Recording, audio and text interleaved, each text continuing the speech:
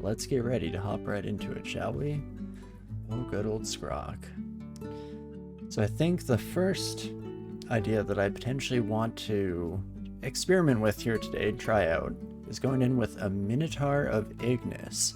In general, I was tempted to try out Ignis today, see how things could go in that department, and of course a big factor in choosing our species and background for that choice is picking someone that is strong enough to maintain into the late game, because of course if we're going for this polytheist approach, I would like to stay with Ignis the entire time, and of the side detriment of that, of course, is that Ignis falls off a whole lot into the later game, and that's assuming that you even managed to save some piety and didn't use it all up early on trying to escape whatever issues that may have plagued you. So part of that, or that is largely why rather, I'm leaning towards something like a Minotaur sword and board character, someone that is pretty uniquely strong and likely able to get through the game without any deity assistance, you know, providing we get also a little bit lucky with some drops that we find.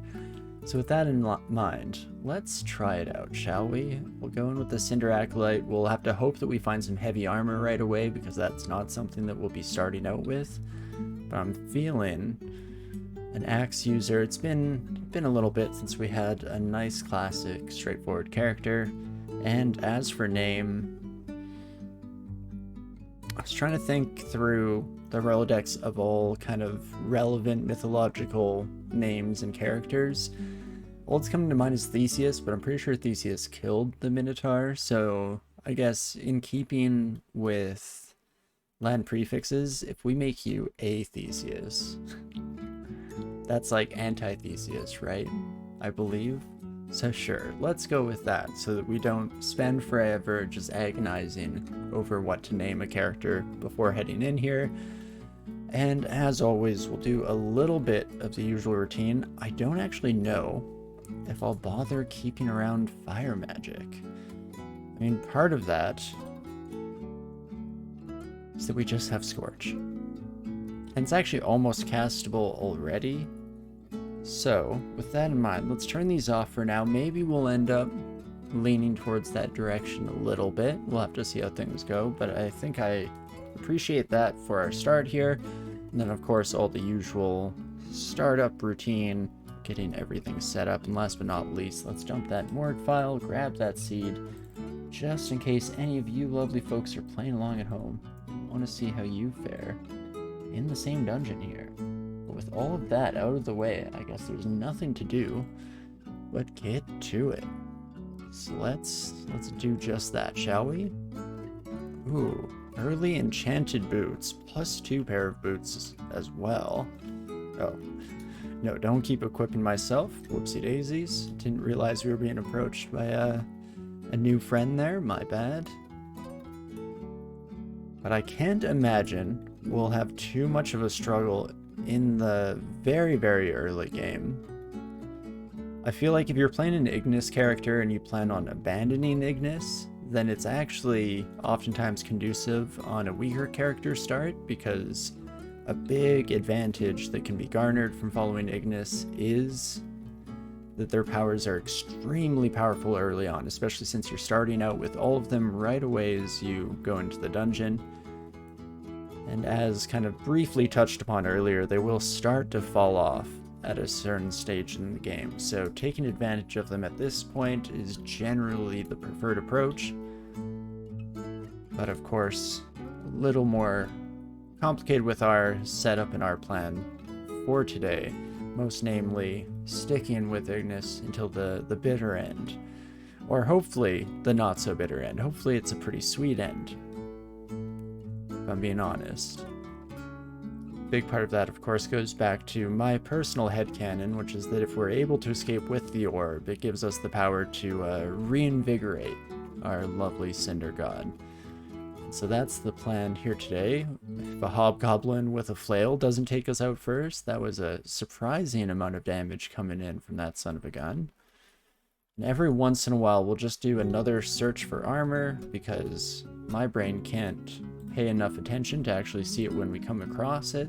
So there we go. Up to 9 armor class is okay. Definitely hoping for some early plate, if at all possible. Ooh, and that is a very early Orc Priest. I probably should be a little bit cautious dealing with this son of a gun. In fact, we're gonna make sure that we have immediate approach to them just to make sure that we don't get too many smites coming in, and then otherwise should be alright to just finish that off the old-fashioned way. Good luck with the run. Thanks, Peacock. Hope things are going well for you, friend. And yeah, we're definitely hoping that we do alright today. I mean, that's not a good start. Acid Wand. Probably should have paid a little more attention to what a Jib was carrying, but hopefully... It's gonna say they don't have any more charges, but okay, curing, that's something. Max hit with 9. I mean, if you... I was about to say, hit us with the wand, we're probably dead. Fair enough. Oof. Not very often that I find myself being manhandled by a Jib like that, but fair enough, my gobbo friend. You jinx it up. Oh, unfortunately, I don't think it requires much prodding for me to find some way to end runs in a spectacularly early fashion. So I'd like some of the credit there, I guess, is what it boils down to. But hey, good, because it gets the jitters off of us. Here we can shake it off and jump into a brand new run. Besides this one, going to be even more incredible than we possibly could have imagined. So all in the essence of giving us the God Seed, which hopefully this seed right here is, as we pop that on stream. Hey, Cayman, how's it going? The Cinder Acolyte start, very nice. Yeah, we're definitely going to be doing our best here today to make it work, and we'll see how it goes. That's actually, now that I think about it, what I should have done against the Jib. We have all these powers, so Foxfire Swarm would have just immediately killed them. So, something for me to remember as well. I'm definitely used to playing all the other gods and having the power spike happen a little bit later in the game, so let's take that as a nice little learning lesson here. Something to take forward into the rest of the run, that in all of the early part of the dungeon, we should be relying on Ignis at any given opportunity where things start to look even remotely dicey. But, you know, easier said than done. My memory has a strangely conditional formatting where certain things lock down in an iron trap that I will never forget for all my days, and other things, often the more important things, will be dropped through like a sieve at the moment's notice. So we'll see how it goes. Scorch is strong.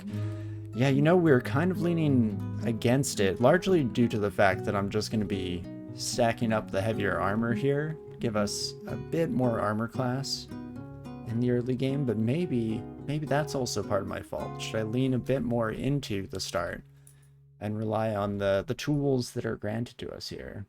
Am I playing Trunk or 0.31? 0.31. There are some cool new spells. Ooh. I'm always very excited to hear about where Trunk is at. Ooh, geez, Terrence. You were largely unaffected by my Swarm of Fire. That is not great. So unfortunately it means that we've already used up some piety, but I likely will use Fire Armor here. And that will give us some additional armor class as well as a Thorns-like effect that will return some fire damage on this son of a gun as their attacks come through. We can swap into our even heavier armor than we got in the initial little stint of our last attempt here. That might be the trick, really. Now, my brain is definitely a little distracted thinking about the cool new spells. I might have to look into that a little bit after stream, because I'm always excited when there are some shifts there and to see how things will shake out. I mean, there were a lot of new spells even in this release, not all of which we've actually really done too much experimentation with. Hello, Jessica. You could be a little bit of a problem, my friend. So that is with our fire resistance. Or I guess, oh, never mind. That was the pain coming in, so fair enough. There we go. As soon as we're able to get even a single attack in, Jessica folds pretty easily, fortunately enough. That's no problem whatsoever. Fantastic. A few javelins, silver ones at that. Don't mind if I do. And okay, so far, looking to be like a bit more of a solid start. Ring of Ice is actually fairly helpful because we have the innate fire resistance given to us, or rather granted to us by Ignis. Means that we can pretty freely use that if we do need any cold resistance throughout the run here, so don't mind that whatsoever. And I will almost definitely just buy a curing potion. Let's get that ID'd right away. We know that we have a few more in the shop here if we so desire as well, so that's pretty fantastic. I mean, I'm tempted to buy some other things, but let's hold off for the moment just because we don't know what else will come in the near future. And if we do see another shop, especially a scroll shop, then I will likely be very tempted to explore that option instead. But fantastic. So far, things are going a little bit more smoothly for us, a bit more as you would expect from a Minotaur character. Again, I was kind of, I think, caught off guard by the prowess of a Jib with an acid wand. Even though the game tries to warn us with that new purple border, it still takes a bit more than that to get through my thick skull, apparently. And for 3 runes are extended, just 3 runes with this character. Especially since we'll be sticking with Ignis the entire time to just try and get a win with Ignis by our side. I can't imagine the endeavor of going through a melee 15 rune run with Ignis as your deity. That sounds like an interesting challenge for sure. But yes, probably not for us here this evening. Though, I mean, as the stream title may suggest, this is not likely going to be an extended stream in the first place, so maybe speaking even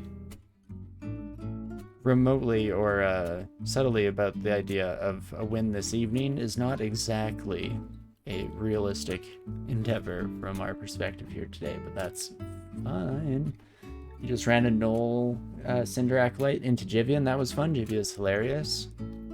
So that's something I was thinking about as I was setting up for today's stream, because I was pretty sure I felt like taking a bit of a different approach and going with Ignis to see how we'd fare on that side of things. And, you know, I don't think I've really played too many Cinder Acolytes in general, but what it got me thinking about was exactly that, using Ignis as a potential launch point for either the Jivia or the Luganu run that we still have to complete at some point in the future.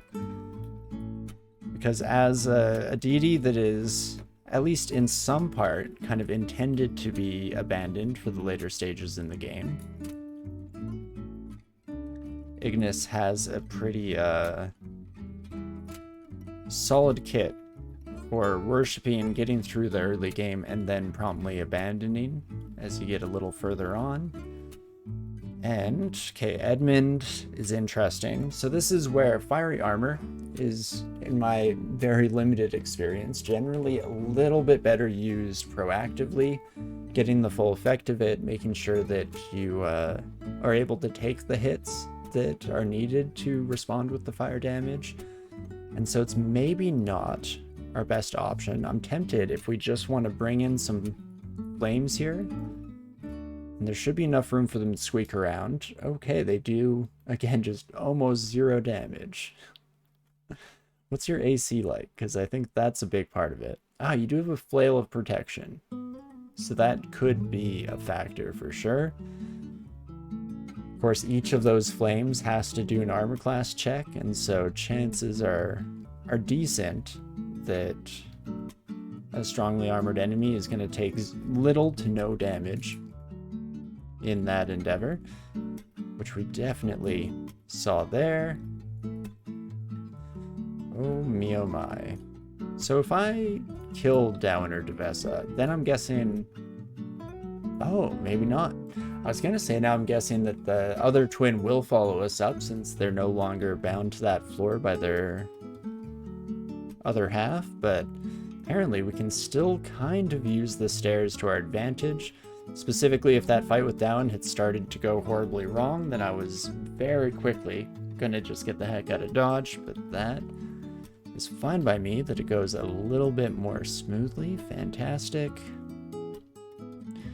And Blork as well. What is with all the uniques on this floor? Hello, my friends.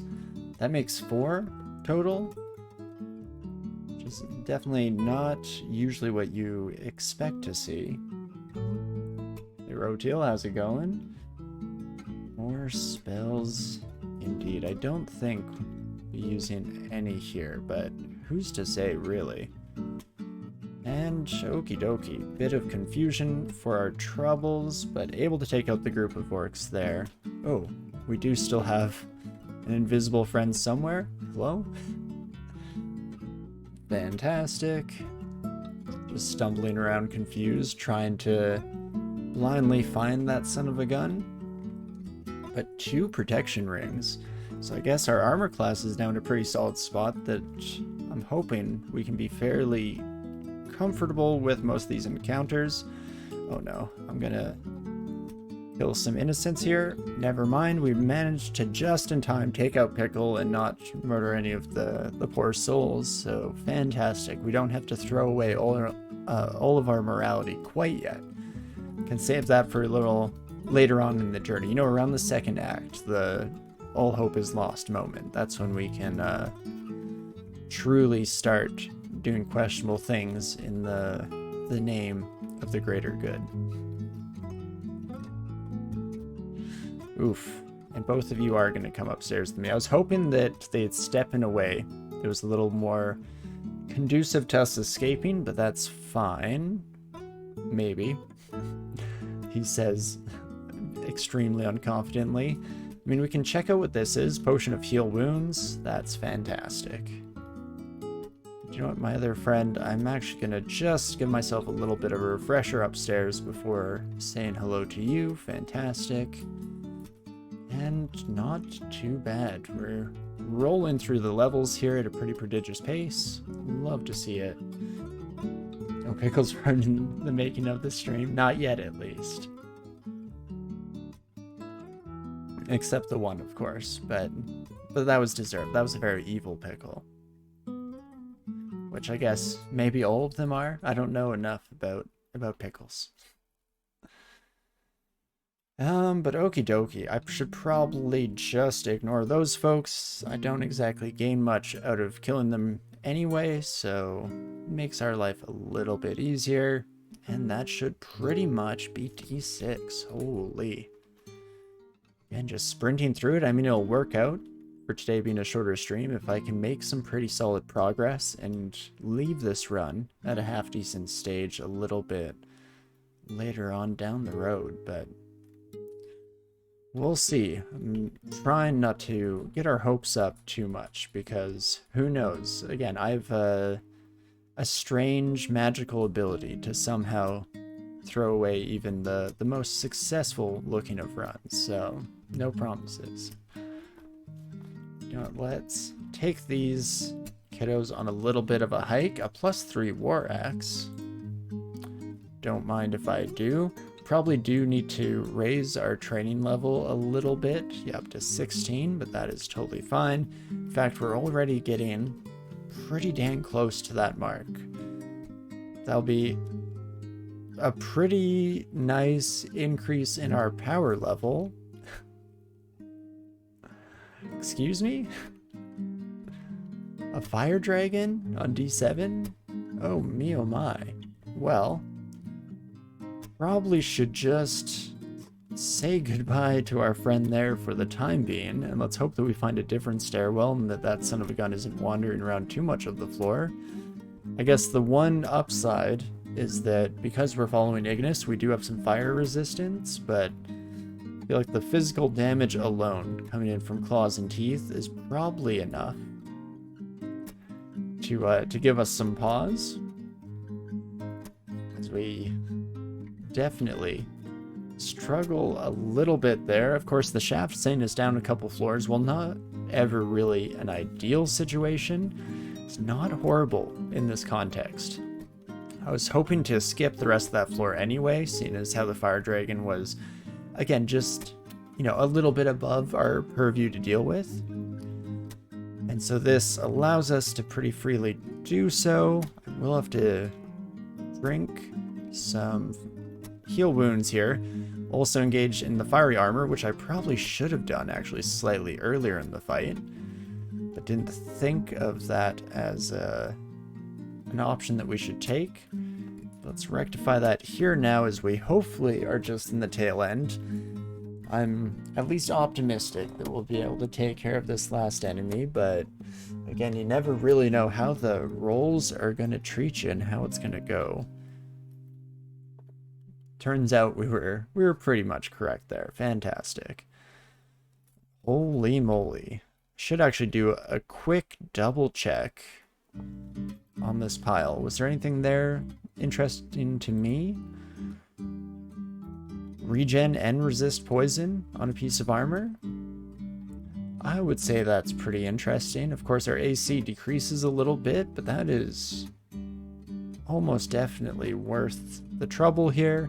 Regen alone is always a pretty solid bet in my books, and then the poison resistance to boot. I mean, it would have helped us out there if any of those Kirari darts had connected, so fantastic timing. And see how that treats us. Ooh, we do get a buckler, so that's actually another thing that we can just immediately latch onto here.